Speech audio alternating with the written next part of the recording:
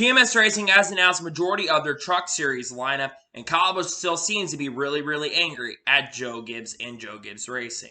What's going on, guys? It's Daniel, and welcome back to our video. We've got a ton of NASCAR and other motorsports stories discussed here today on the channel. Let's go ahead and just jump straight into those really quickly. We're going to start our paint schemes and sponsorship news first. Let's jump on those really quickly. The first paint scheme we're taking a look at is J.G. Elliott's 2022 Haspilla NFT Radcast scheme they're going to be seeing this weekend at Martinsville Speedway. Honestly, I think this paint scheme looks really good, looks really rad in my opinion, looks very solid, and I'm definitely looking forward to see on the racetrack this weekend at Martinsville. The next paint scheme we're taking a look at is Kevin Harvick's 2022 Busch beer scheme that we're going to be seeing this weekend at Martinsville. This, of course, is a Halloween theme scheme, as this weekend we are going to be racing at Martinsville on Halloween week. Looks very solid, looks really good in my opinion, and I'm definitely looking forward to seeing on the racetrack this weekend at Martinsville. The next paint scheme we're taking a look at is Kyle Busch's 2022 M&M's Mosaic scheme. They'll be seen next weekend at Phoenix as the final paint scheme we will be seeing for Kyle Busch and M&M's. This looks really cool. A lot of cool pictures. A lot of people on social media basically inserted pictures. And I think this looks absolutely incredible. I wish they kind of did a little bit of throwback to 2008. It looks very similar to one they kind of Joey Logano ran back in 2016 with Shell. But I think this does look very solid. Looks great in my opinion. And really happy to see M&M's is going to try to go out with a bang with this paint scheme. The next paint scheme we're taking a look at is Chris Buescher's 2022 Fifth Third paint scheme, which is a tribute to Matt Kenseth. This scheme was very similar to Matt Kenseth's 2012 scheme, and I think he won at Kansas. This looks absolutely incredible. This is spot on in my opinion. The old legendary Robbie Reiser fought on that number. It looks so awesome, looks incredible, and I'm excited to see on the racetrack this weekend at Martinsville. The next paint scheme we're taking a look at is Bailey Curry's 2022 Aleve scheme they'll be seeing this weekend at Martinsville. This will be the first time Aleve has sponsored a NASCAR car since 2003. Really excited to see Aleve sponsoring. The paint scheme looks amazing. The next paint scheme we're taking a look at is Todd Gilliland's 2022 Moji Sushi scheme they're going to be seeing this weekend at Martinsville. Very excited to see a brand new company for Todd Gilliland. I think the paint scheme looks very solid. It's not spectacular, but I think it looks solid. Hopefully Todd Gilliland will have a good run in this car. And the final paint scheme we're taking a look at is Corey LaJoie's 2022 Arc.io scheme they're going to be seeing this weekend at Martinsville. Very solid looking paint scheme, in my opinion. Very excited to see that Arc.io is continuing to sponsor Corey LaJoie. It's awesome to see that more companies are basically continuing to sponsor. I think it looks very solid, and I'm definitely looking forward to see on the racetrack this weekend at Martinsville. And now we're going to head on to the next story of today's episode, as we're talking about Stephen Parsons. Stephen Parsons is going to drive the 78 for Beach McLeod Motorsports this weekend at Martinsville. I believe this is Stephen Parsons' final start at Beach McLeod Motorsports this season, as he will run, I believe, one more race in the 45 car later this season, unless Howie DCB will be in the 45. Really cool to see as Stephen Parsons is back behind the wheel of 78 car. I think that 78 car is going to be enough in the honors points to make the field. So exciting to see for sure, and hopefully he'll have a good run in the 78 car this weekend. He's got a really awesome paint scheme, by the way, for the event.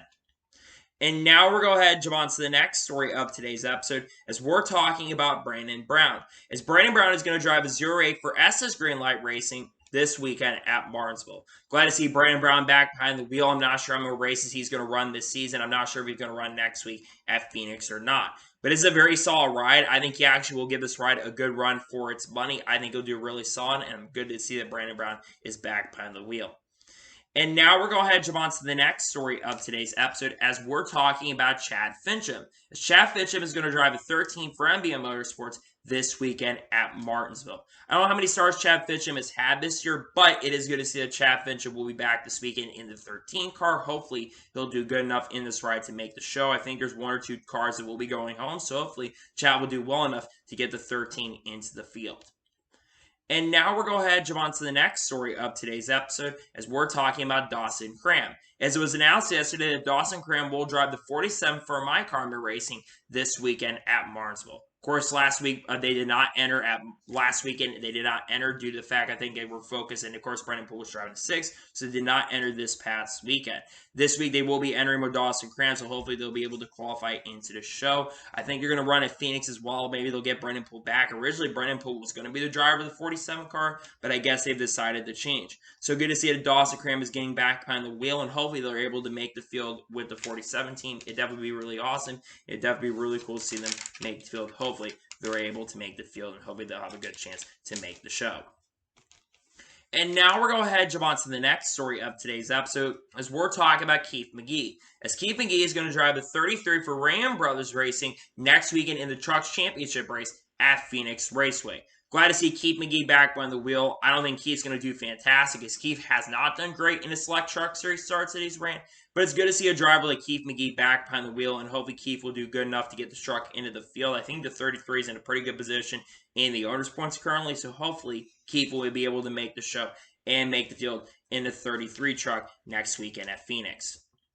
And now we're going to go ahead and jump on to the next story of today's episode, as we're going to talk about Casey Curran. As last night was the 2022 eNASCAR Coca-Cola iRacing Championship race, we had Casey Curran, Bobby Zalenski, Graham Bolin, and Steven Wilson battling for the championship. For majority of the championship race, Bobby Zalenski had dominated, but near the end of the race, Casey Curran just made some really bullseye and bold moves and was able to pass, I believe, Bobby Zalenski for the lead on the final pit stops and held on to win his first ever eNASCAR Coca-Cola iRacing Championship.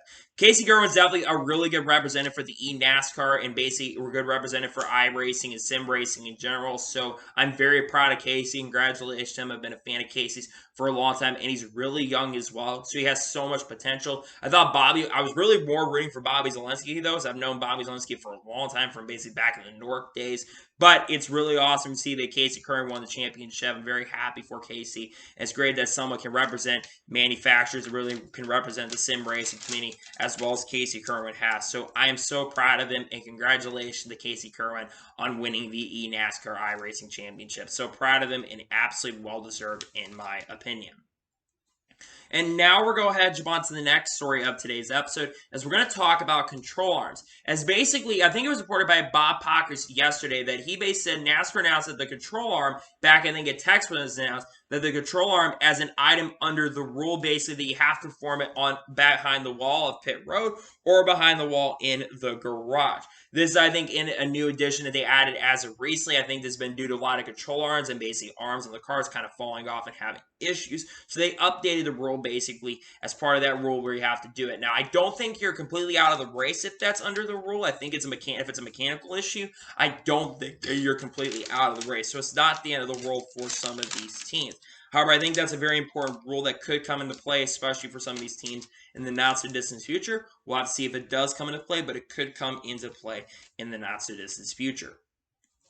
And now we're going to go ahead and jump on to the next story of today's episode, as we're going to talk about manufacturers. As reported by Bob Pockers yesterday, that manufacturers have submitted new noses and hoods for 2023 and have been tested in the wind tunnel as well.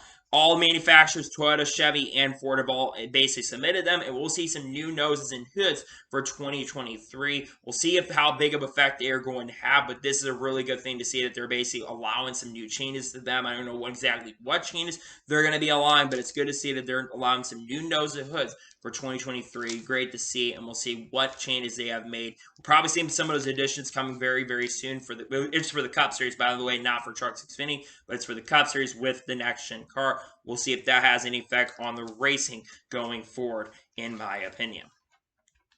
And now we're going to go ahead and jump on to the next story of today's episode, as we're talking about Meyer Shank Racing. As it was announced yesterday that Meyer Shank Racing has officially revealed their 2 drivers who will be part of their IMSA endurance team. And once again, no shocker and surprise, Julio Castroneves and Simon Pagenaud, who will be driving for their IndyCar team in 2023, will be back behind the wheel of their IMSA program when they do the LMDH program next season. Really excited to see the Julio Castroneves and Simon Pagenaud getting back behind the wheel. Both drivers, of course, won their Rolex 24 in 2022. And I think they, once again, will be great contenders with the new LMDH program. I think this is a great addition to bring both of them back. They've been very solid and really great this year. And it's amazing to see that Meyer Shank Racing have once again announced to bring both of those guys back. I think they're great additions to the team. So exciting for sure, and glad to see that they will be back and will be able to go out there and race and contend for wins. It's really cool for sure, and excited to see that Meyer Shank Racing will be bringing both of them back. I would assume that Tom Bloomquist will be another driver part of that team, and probably someone else like an Oliver. I think Jarvis and Bloomquist are also going to be part of that team next year, so you have a really good combination of talented drivers getting back behind the wheel next year. Really exciting to see for sure, in my opinion. And now we're going to go ahead and jump on to the next story of today's episode, as we're going to talk about Dale Jr. and Corey LaJoie. As Dale Jr. and Corey LaJoie were spotted at WWE Raw on Monday. Very excited to see Dale Jr. and Corey LaJoie are basically attending. Corey LaJoie has had AJ Styles in his car, I believe. I think it was Atlanta or Charlotte. Not surprised to see him at WWE Raw. But seeing Dale Jr. WWE Raw, seeing NASCAR come into town on Monday a couple days ago, I think is so exciting and really amazing to see. So I thought that was a really cool story and great to see a Dale Jr. and Corey LaJoie. Dale Jr., of course, wearing that cool Steve Austin shirt. Steve Austin actually kind of quote tweeted him and retweeted what Dale Jr. said. So that's really awesome and very excited to see a Dale Jr. and Corey LaJoie were at WWE Raw. I think that's really exciting, to be honest, and very happy to see that they were able to attend that. I think that's great, in my opinion. And now we're going ahead and jump on to the next story of today's episode, as we're going to talk about Dale Jr. As it was announced yesterday that Dale Jr. is getting back behind the wheel to race in the South Carolina 400 at Florence Speedway on November 18th and 19th.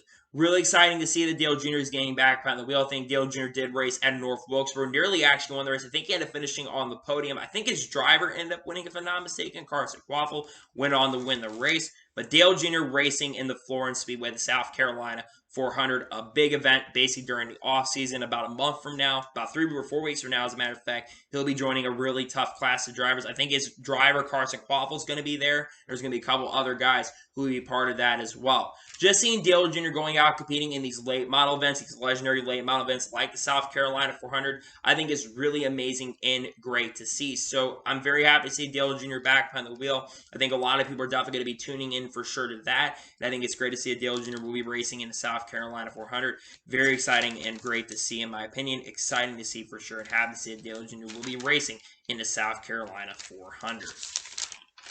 And now we're going to go ahead and jump on to the next story of today's episode, as we're going to talk about Colton Herta. As it has been expected that Colton Herta has signed a contract extension with Andretti Autosport through the 2027 season. This is big if you're a Colton Herta fan, as if Andretti does try to go to Formula One, they now have him for the next 5 seasons. This has been expected he would sign a contract extension with the team, and now it's officially confirmed yesterday. And on top of that as well, Jennifer Frye reported below in a tweet that she reported that he'll be racing in LMDH for BMW at the 2023 Royal 24, meaning that not only will he be competing for an IndyCar championship in 2023, but he will be competing for the overall win in the Royal 24 for the first time, as he's been a BMW factory driver in basically the GT classes. It's great to see that Colton Herta is going to be competing in LMDH.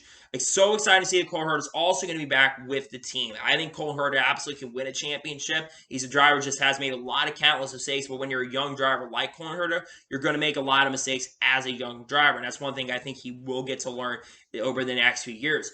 I think that he will win a championship with this team in the next 2 years. I really think he will, because I think with how good of a driver he truly is and how much he loves racing IndyCar, he just has got to clean up some of those mistakes, which I think if he can do that, and I think something he can do this offseason, he can win the championship in 2023. He's won a lot of races in his career in IndyCar already at young age. I think he's won like 7 or 8 races in his IndyCar career. So he's someone that is so talented. It's a shame he can't go to Formula One and race, but it's likely Logan Sargent, if he does get the points he needs, he'll have an American-based driver anyways. So I think it's great to see Cole Herta is returning to the team. I think he's a driver who will carry Andretti for many years to come. And I think he's going to become the leader of the team, because let's be for Romain Grosjean, we don't know how long he'll be in IndyCar. We don't know how much longer we'll see, because we know Rossi's out of the team. He's going, of course, to Aaron McLaren SP next year. So we'll wait to see what happens. But I think Colton Herta, I think he for sure can win a championship with the team in 2023. So very exciting to see for sure, and glad to see that Colton Herta will be racing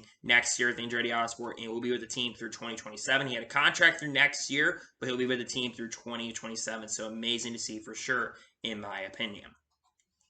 And now we're going to go ahead and jump on to the next story of today's episode, as we're going to talk about the All-Star Race week schedule that was announced yesterday. So, yesterday, basically, during the Dale Jr. download, they basically, with Marcus Smith on, they kind of revealed the 2023 All-Star Race week schedule. So, on Tuesday is going to be CRA practice qualifying in the feature, and also will be the Cars Late Model Stock Tour, basically the practice as well. Then Wednesday is going to be the Cars practice qualifying in the feature as well. Thursday is going to be the Holler Parade and the Wilkes County Fan Fest. Friday is going to be the Cup and Truck practices. Saturday will be Cup qualifying and then the Trucks race as well. And Sunday is going to be the Open and the All-Star race. Now, one big thing you know for the All-Star race weekend, it is going to be $299 per the ticket package. Now, a lot of people look at that number and saw yesterday were really shocked by that number, but you're getting a lot what you pay for. I think $299, at first I was a little bit shocked and kind of disappointed by the number, but the more I thought about it, the more I'm like, yeah, that kind of makes sense why it's $299. Yes, it sure is a lot of money. People need to save money, but they are planning, if I'm not mistaken, to sell individual tickets on November the 2nd for individual race tickets, so they will be a little bit cheaper if you're going to be getting the individual race tickets. But you also think about how big this event really is. I think that's why the costs are so high, because there has not been a NASCAR race taking place at this track since 1996. So you can imagine why they're basically going ahead and making the cost as high as they are. They're trying to make this ticket coveted because there's only 20, I think there are only going to be 29,000 seats available, because they're going to have 24,000 seats and then 5,000 extra seats that they're basically going to be building in the North Wilkesboro area. This is so cool that the All-Star race is going to be happening in North Wilkesboro. Hopefully the racing is good enough to keep the quality of racing good. But I will say overall, I think this is just so exciting to see that the All-Star race. I know it costs a lot of money for the fans. I know a lot of fans are not generally happy about that, and that's understandable, and I understand fans being upset, but they have to make the costs high as they are because it's such a coveted event. So that's the All-Star race weekend, and I think it's going to be fun for the fans for sure.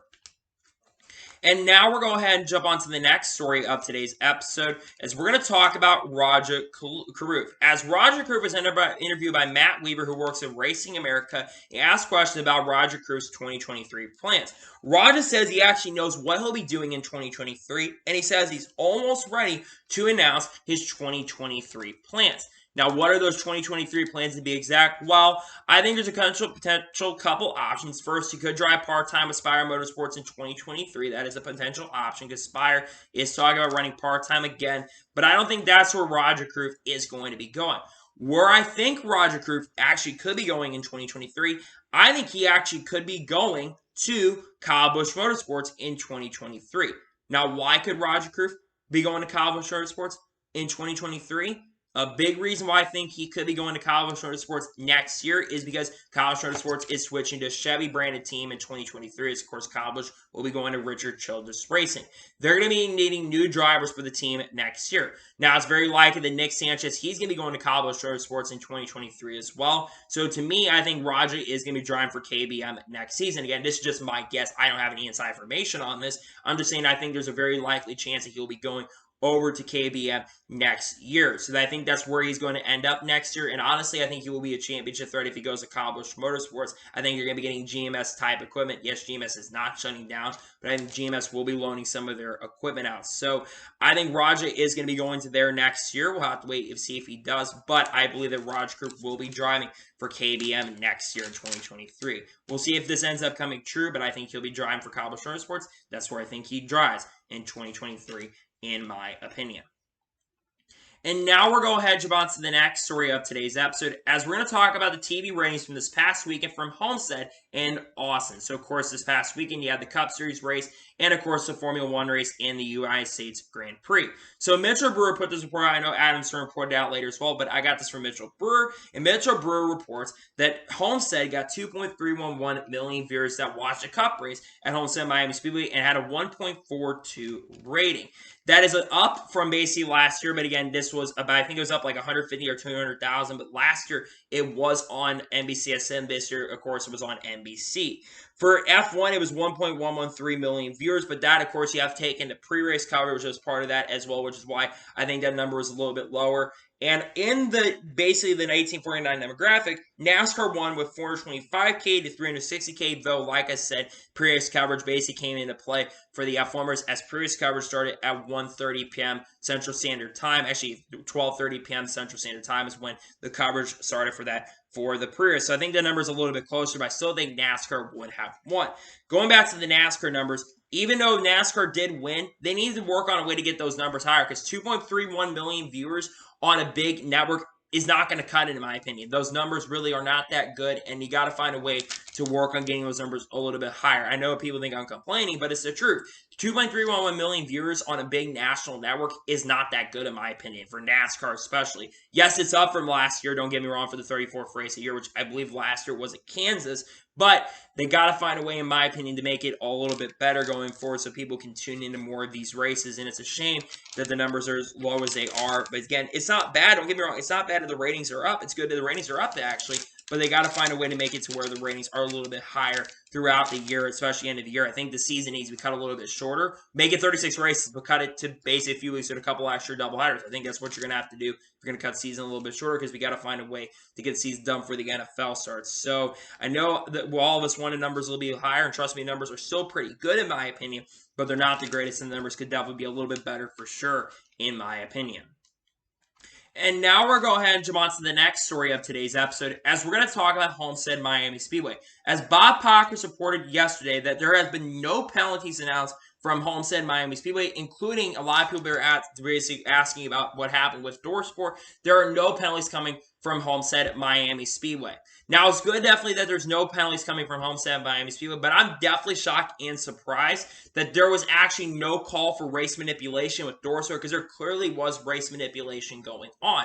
Basically, on the last couple laps of the Truck Series race at Homestead Miami Speedway, you basically saw where Doorsport teammates were working together. I know that they haven't always worked together the best over the years, but I think there definitely was a lot of questions that they probably were working together. So I'm definitely surprised that there weren't really any penalties that did come from that, from what happened at Homestead. I definitely think they were really working together for sure and trying to help each other out. And I do think that there were, because I heard from someone, they said basically on the radio, tiebreakers. So I think that's definitely them teammates working together. But I guess in this situation, NASCAR didn't want any sort of controversy. But again, NASCAR being inconsistent. Of course, we do have that Cole Custer appeal that is coming up in 2 days. It's coming up tomorrow. So it's a very important thing that is coming up. Again, very interesting. There weren't any penalties from Homestead. It's good that we don't really have any sort of controversy to talk about, even though there probably will be controversy after Thursday at the end of the week. But it's good that NASCAR had a pretty solid race overall for sure. Of course, Kyle Larson picking up a pretty dominant victory at Homestead Miami Speedway, getting his third win of 2022. Don't get me wrong, it's definitely good to see that there weren't any major penalties that came from Homestead, but I'm definitely shocked and surprised that there weren't any penalties that did come from that. Very shocking and very surprising to me, in my honest opinion. And now we're going to go ahead and jump on to the next story of today's episode, as we're talking about Tony Stewart. As it was announced on Monday, before I filmed on Monday, that Tony Stewart is going to be making his NHRA debut in Top Alcohol and Top Fuel this weekend at Las Vegas Motor Speedway. I can't remember exactly which team he'll be driving for. He will not be driving for his own team, be racing in Top Fuel, and will be competing for the overall win this weekend. Really excited to see Tony Stewart getting the NHRA. When you see people like Tony Stewart competing in major events like the NHRA, I think that's something that is really exciting and really, really fascinating to see. So I think it's amazing to see that Tony Stewart is going to be competing in that event. I think Tony Stewart absolutely will be a contender for sure. I don't know if he'll be a contender because he hasn't stepped in, but you don't see a lot of NASCAR drivers doing this. Granted, Kurt Busch has done it in the past. I think he almost won his event, and you've had Richard Petty competing. I think he's won some NHRA races as well. But you don't normally see a lot of NASCAR. Oh, of course, Tanner Gray comes from that as well. But you don't see a lot of NASCAR drivers competing, or former NASCAR drivers competing. So I think this is such a fascinating thing to see Tony Stewart compete. He, of course, will be competing, I think, against his teammate, Matt Hagan. Basically, his driver, Matt Hagan, for probably the overall win, because Matt will probably be fast. I think this is so fascinating to see. I don't know if Tony will win, but great to see if Tony Stewart will be competing in the NHRA. I think it's really exciting, and I think it's very cool to see for sure he'll be competing in the NHRA, in my opinion. And now we're going to jump on to the next story of today's episode, as we're going to talk about ice racing. As it was announced yesterday, the 2023 Whelen Euro Series schedule actually got revealed, and it was also announced that there is going to be an ice racing exhibition event that's going to be taking place with the Whelen Euro Series. They will host the first ice race in NASCAR history in all of NASCAR divisions, whether that's Cup, Xfinity, Trucks, every other series that they have. This will be the first ever ice race. It will take place in Finland in March of 2023. This is really, really exciting to see. This has been in the talks, conversations, really since, I think, the end of last year. I think really since the summer of last year, this has been in the conversations. But now it's officially going to happen. I think this is really, really exciting, to be honest, to see that there actually is going to be an ice race. And I'm definitely going to be tuning in for sure. The big question is, with this happening, will there actually be a legitimate ice race that is going to happen in NASCAR? I think that's a very big possibility. I think an ice race could genuinely happen in the not-so-distant future. That could happen in NASCAR's top divisions. I don't see happening in Cup, Xfinity, or Trucks. But what about the Penny Series? Canada has a lot of cold areas, so they could have an ice race up in those areas, and I think it'd definitely be interesting to see for sure an ice race in those specific areas. But I think it's amazing that there is actually going to be an ice race. We've seen dirt racing, we've seen road course racing, street racing, we've seen a lot of different types of racing, and now we're going to get to see an ice race. I think that's amazing to see for sure. I think it's really great to see, and having NASCAR having an ice race in the Euro Series. I know it's not in the Cup Series. I know some people were really confused about that because when they saw a lot of media outlets, including Fox, reporting, they all thought, oh, it's going to be in the Cup Series. No, it's not in the Cup Series. It's in the Euro Series, so let's not confuse ourselves with that. That being said, though, having an ice race is so fascinating to see and so interesting to me, and I'm definitely for sure when that happens. I think you're going to have the biggest turnout for people tuning into that. I think they'll be streamed on their YouTube page because NASCAR, I think, streams the Wheel and Euro Series races. I think you're going to see the largest and most people ever watching because I think a lot of people are going to be tuning into that ice race. And maybe, just maybe, we'll get to see some big names racing that. I think it's definitely exciting for sure. And then basically there's going to be an ice race happening in 2023. Very exciting to see for sure. And now we're going to head jump on to the next story of today's episode as we're talking about Luke Lambert. As it was announced yesterday that Noah Gragson has his crew chief for the Cup Series in 2023, and it's going to be Luke Lambert. Luke Lambert has been crew chief for Noah Gragson all year in the NASCAR Xfinity Series. We'll be moving up with Noah Gragson back up to the Cup Series of crew chief for Noah Gragson in 2023 at Petty GMS Motorsports. This is a great move for Petty GMS, in my opinion. I know that Luke Lambert wasn't really the greatest crew chief when he was in the Cup Series, but he and Noah Gragson have worked extremely well together this year in the NASCAR Xfinity Series. Noah Gragson is a clear favorite to win the Xfinity Series championship and has already won 8 races in 2023, which is double of everybody else except Ty Gibbs, who's won 5 races in the Xfinity Series. He's also double the amount of stages of anybody, and I think Noah Gragson, having a guy that he's worked really well together with, I think it is a great move overall for the race team. Now, what are my expectations for Noah? I think Noah Gragson will be a much better driver next year because you got a crew chief like Luke Lambert who has a lot of Cup experience as well. Granted, Luke Lambert doesn't have any next-gen experience, but I wouldn't be shocked or surprised that with Noah Gragson having Cup starts, I wouldn't be surprised if Noah is sending that information over to Luke Lambert because I guarantee Luke Lambert's known for a very long time. And I think you got a really good group of people working together. Of course, Dave Allen's working with Eric Jones next year once again, which I think that pairing has really gelled together. Petty GMS is making all the right moves that they need to make as a team, and they're headed toward a better future. And I think Noah Gragson, if he had Jeremy Donnelly as a crew chief, whoever the crew chief he was working with next year, I don't think Noah would have succeeded. I think this year, with next year, if Luke Lambert coming on and working with Gragson, I expect big things for Noah Gragson heading into 2023, and I think Gragson will not make the playoffs next year, but I think he'll contend for some wins and will contend for top 20 points. I think Gragson's going to surprise a lot of people heading into 2023 for sure, and I expect big things for Noah Gragson next year with Luke Lambert coming on, so I'm very excited to see this, and congratulations to Luke Lambert to go back up the Cup. He deserves it, in my opinion. Really dominant year in Xfinity, and great to see Luke Lambert will be back in the NASCAR Xfinity Series in 2023, in Cup Series in 2023. Question is, who will be crew chief? Brandon Jones, maybe Jeff Mentoring will come over and work with Brandon Jones in Xfinity next year, but amazing to see that we are going to see Luke Lambert jumping up next year of Noah Gragson to the Cup Series. I expect big things from this team, Petty GMS Motorsports, in 2023. And now we're going to head on to the next story of today's episode as we're talking about Texas Motor Speedway. Now, Marcus Smith was on the Dale Jr. Down this past week, and he basically talked about what's going on with Texas reconfiguration. Marcus Smith basically told Dale Jr., he says, SMI is working with iRacing about the idea of doing a reconfiguration of Texas. Now, we've talked about this on the channel a couple times, but there's been a lot of rumors and rumors in the industry that Texas Motor Speedway is in talks and conversations to have a reconfiguration done. The big reason is because, let's be for real, number one, the attendance has not been really good for Texas Motor Speedway. They're lucky to get around 30,000 people to even show up, and even 25,000 people to show up, though I will say the last race, I think, had a little bit better attendance.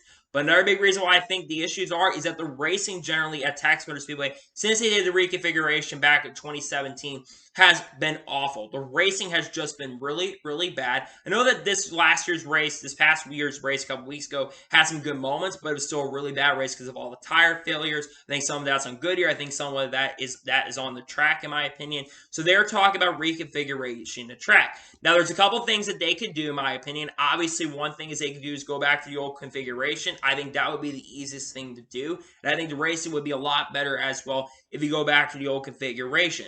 Another thing they could do is turn it into another mile-and-a-half super speedway. I think with what the issues in the next-gen car are, though they are going to be changing the rears of these next-gen cars, I don't think that's a good decision, in my opinion, to go ahead and do that. So let's not turn it into another super speedway. They also could do, if they wanted to, progressive banking.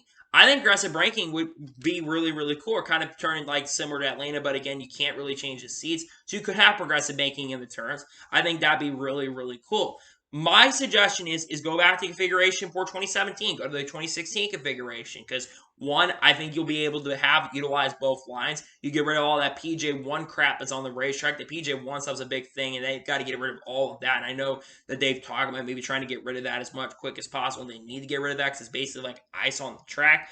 But we need to make sure that, because again, they're not going to change it because IndyCar just renewed their contract with Texas Motor Speedway, so there's no changes going on over there. But whatever they're going to do to Texas Motor Speedway, I hope it can really help and support and keep the racing going there and make the racing better. Because here's the thing. While I've given Texas Motor Speedway a lot of crap, and I'm not a big fan of Texas Motor Speedway, I will say if they can fix the racetrack and make the racing better, Texas, I will support the track once again. I think that's what all the fans want. Is they want the track to get fixed and everything to get sorted out of Texas so we can have better racing. Because let's be for real, the racing at Texas Motor Speedway has just been awful the last few years. I think there's been a couple good moments. IndyCar had a pretty solid race earlier this year in 2022 where we saw a really great finish between Joseph Newgarden and Scott McLaughlin. So IndyCar finally had a good race here for the first time in a few years.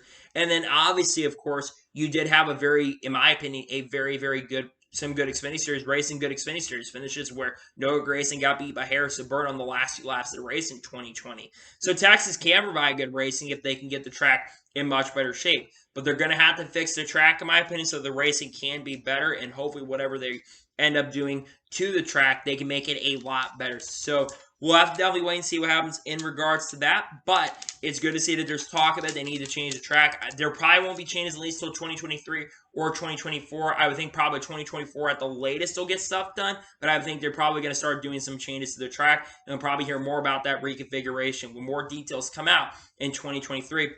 By the way, the Dale Jr. Dallin, I think you need to definitely tune in. There's a lot of stuff around North Wilkesboro as well that Marcus Smith talks about. But amazing to see that we're going to see potential changes to Texas. There definitely need to be changes for sure to Texas Motor Speedway, in my opinion. And now we're going to go ahead and jump on to the first of two major stories in today's episode as we're talking about GMS Racing. As GMS Racing has announced a majority of their 2023 Camping World Truck Series lineup. Let's get this out of the way really, really quick. Grant Enfinger, he'll be returning to the 23 truck in 2023. This is great to see for Grant Enfinger back in the 23 truck. Of course, he has a 2-year deal with the team. Grant Enfinger made the playoffs. Of course, he will not be competing for the championship at Phoenix next week. But I think Grant Enfinger's had a solid year, got his first one with the team at IRP, has had a lot of strong runs with the team this year. I expect the team to improve going into next year. And I would expect that he'll have his same crew chief, Jeff Hensley, working with them next year, which that pairing has gelled really good together, in my opinion. Now let's talk about the other announcement because GMS is going to be a 3-truck team. Now, obviously, a second truck has not been announced, the truck for the 24 one. However, they announced another driver to the team, and this should not surprise anybody. Daniel Dye, who drives for GMS's ARCA team, who drove for them full-time, nearly won the championship this year in ARCA, will be joining GMS Racing in 2023 in an extra 43 truck. Daniel Dye, of course, like I mentioned, drove full-time for their ARCA team. This is a great pickup for the team, in my opinion. Daniel Dye, I think, is a very talented driver. I think he's going to surprise a lot of people going into 2023, and I expect big things from Daniel Dye.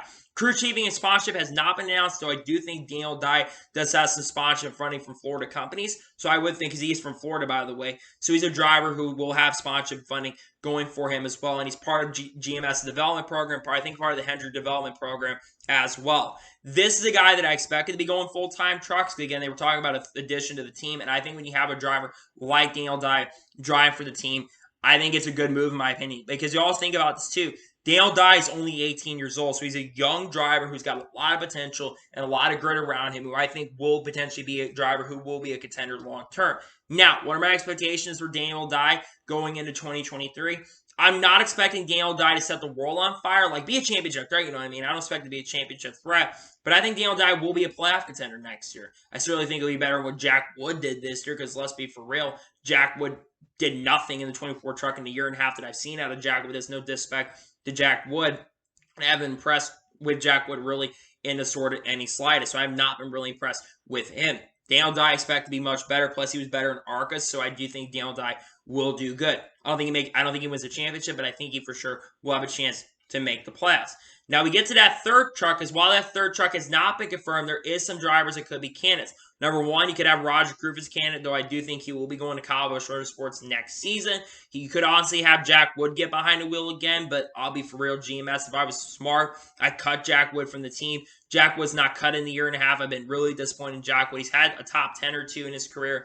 That's really about it. And everyone else is driven for GMS to just outperform him on any sort of way. Chase Purdy could drive for them, but again, I don't think Chase Purdy would do good. I think he'd do better I think he will do better because he's had more experience, and I think he's done better this year than he did last year with the Tory. Of course, he won't be returning to Tory next year, but I don't know. At this point, it sounds like we're getting close to a third truck being announced. It's going to be announced in the not-so-distant future. I would think Jack Wood's probably the favorite to get back behind the wheel of that truck. We'll have to wait and see what happens. But congratulations to Daniel Dye getting brought into the Truck Series team. I think it's really, really exciting and amazing to see that Daniel Dye will be going full-time truck racing in 2023. I'm so excited for him, and I cannot wait to see Daniel Dye going truck racing in 2023.